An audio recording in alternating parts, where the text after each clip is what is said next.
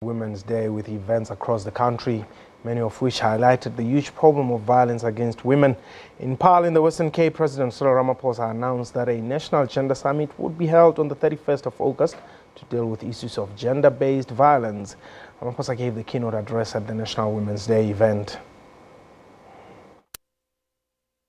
I'm here today to say on Women's Day that the government has agreed that this National Gender Summit should take place on the 31st of August to forge consensus.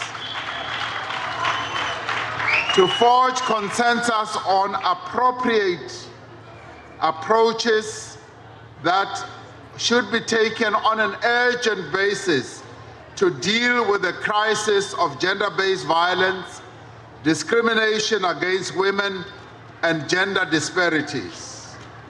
The recommendations of the National Gender Summit must be comprehensive. They must guide the work of government and the activities of all stakeholders. Now, events to celebrate Women's Day were held across the country. Different provinces engaged in various activities.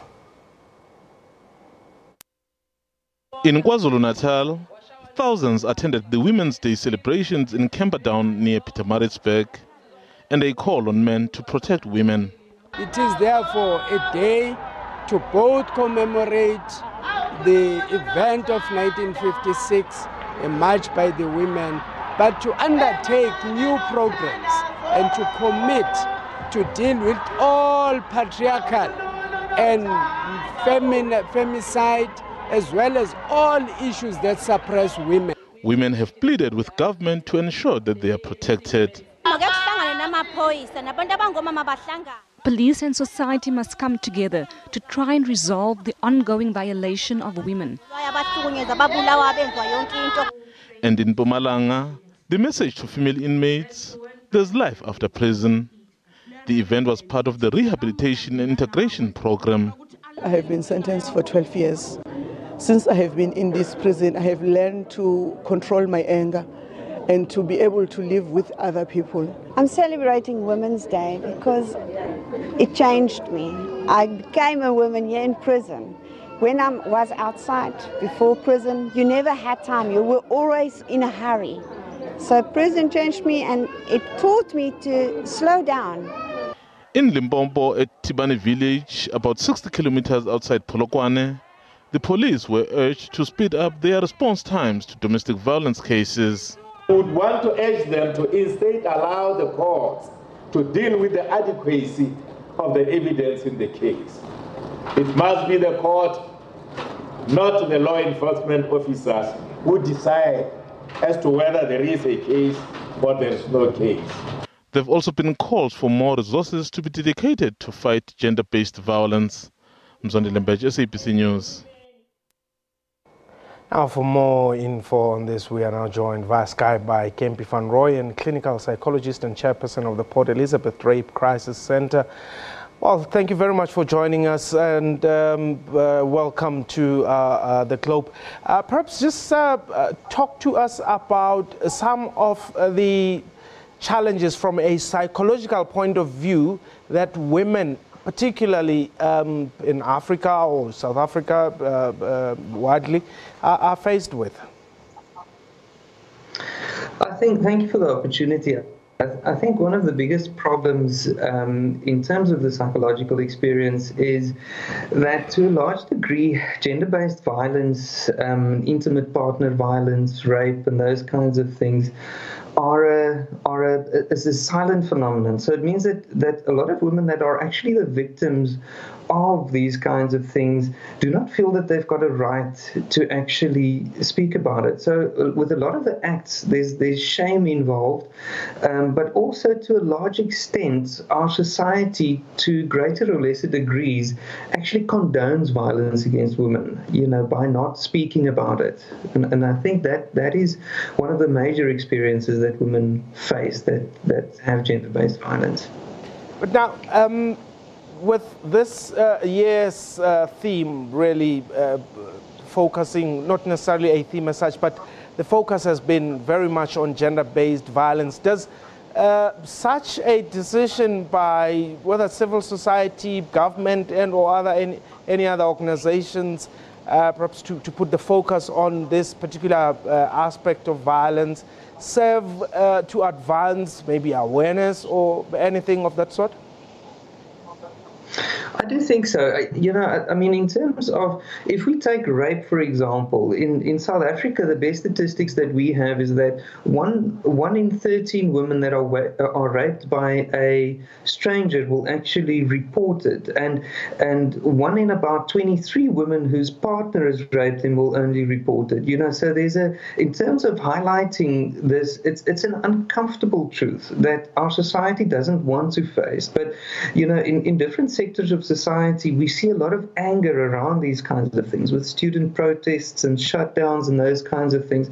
And a lot of people might not understand that. But the issue is really that these things are not highlighted often enough. For every major case that we talk about in the media and which kind of grabs people's attention, there is a multitude of other cases which actually never make it into the conversations. So, in terms of highlighting it, it's an uncomfortable conversation, but it's actually one that needs to happen more and more. And we need to feel actually more and more angry about the things that are happening which are not highlighted and not reported. Now, there seems, and you've touched on this, there seems to be quite an increase in gender-based violence, and you dealing particularly with the rape. There seems to be an increase in rape cases that are being reported, rather. Two things. Does this mean that they are increasing in terms of the rate of occurrence, or secondly, people are just aware of their rights and are therefore reporting? We don't really know how many women are raped or how many women are the victims of intimate partner violence and those kinds of things, because reporting rates are so low. And in terms of trajectories, the trend is that less and less people are reporting because there's not a lot of trust in the system that actually is supposed to support those women in terms of the justice system, but and a range of other supportive systems from the Department of Health, Department of Social Development. So what is actually quite heartening is to see that there is more reporting, and that is a positive thing, So in terms of that, most organizations working with gender-based violence will tell you that more reporting is actually where we need to be, and it's like I said, it's an uncomfortable truth to face, but the fact that more and more people are reporting is actually a good thing. It means that we're starting to see what the extent of the problem is, but I don't think it's necessarily an increase in incidents. It's very difficult to say, but very definitely an increase in reporting, which is positive.